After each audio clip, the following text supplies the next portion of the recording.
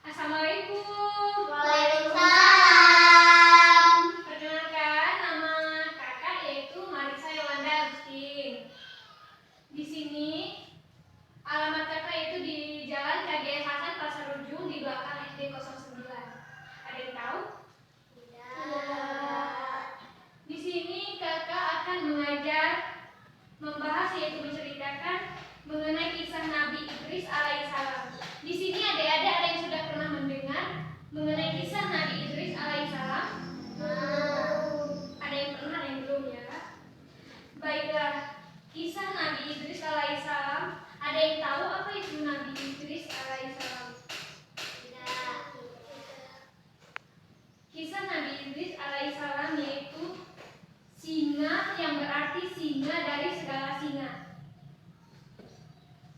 Agar kita mengetahui mengenai cerita kisah para nabi, kita harus banyak-banyak membaca buku cerita seperti kisah teladan 25 nabi dan rasul. Ya.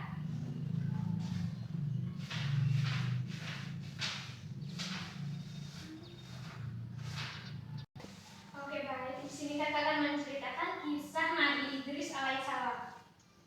Nabi Idris adalah nabi kedua dari keturunan Nabi Adam. Sebelumnya kalian sudah pernah mendengarkan kisah Nabi Adam. Nah, Nabi Idris ini adalah keturunan keenam dari Nabi Adam alaihissalam.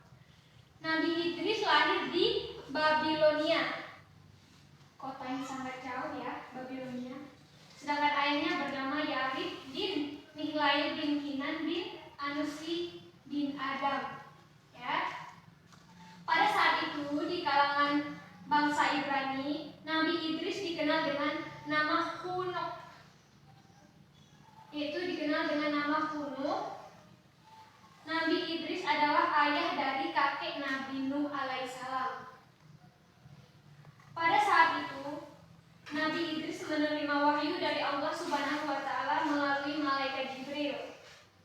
Allah menurunkan 30 sihafah atau lembaran-lembaran yang berisi ajaran-ajaran mengenai agama Islam. Pada saat itu, seluruh umat Nabi Idris diutus oleh Allah untuk memerangi orang-orang kafir, yaitu orang-orang yang tidak mengamalkan ajaran agama Islam. Pada saat itu, kekufuran sudah merajalela, banyak orang yang durhaka dan tidak menjalankan ajaran Nabi sebelumnya. Tetapi di sini Nabi Idris alaihissalam diutus oleh Allah untuk menyampaikan risalahnya mengenai ajaran agama Islam kepada umat-umat utusan Nabi Idris alaihissalam. Pada saat itu Nabi Idris berdakwah tanpa kenal lelah. Pada saat itu pengikut Nabi Idris ada yang ingin mengikuti ajaran agama Islam dan ada yang tidak. Tetapi pada saat itu Nabi Idris tidak mengenal lelah untuk menyampaikan ajaran tersebut. Pada awalnya pengikut Nabi Idris enggan untuk hijrah ke negeri Babilonia yang mereka cintai. Mereka tidak yakin jika tempat baru nanti akan lebih subur, nyaman serta indah.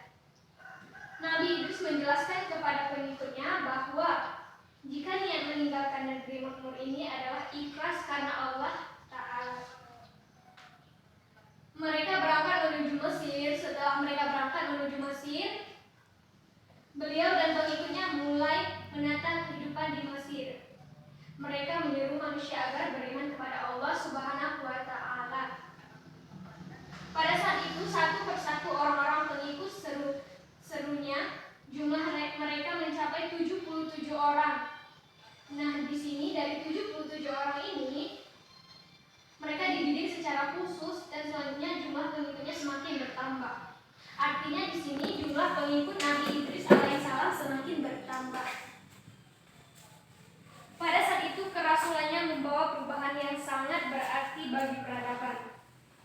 Dalam sebuah riwayat disebutkan bahwa masing-masing dari kaum Nabi Idris alaihissalam membangun kota di negerinya sebanyak 188 kota. Tapi pada saat itu Nabi Idris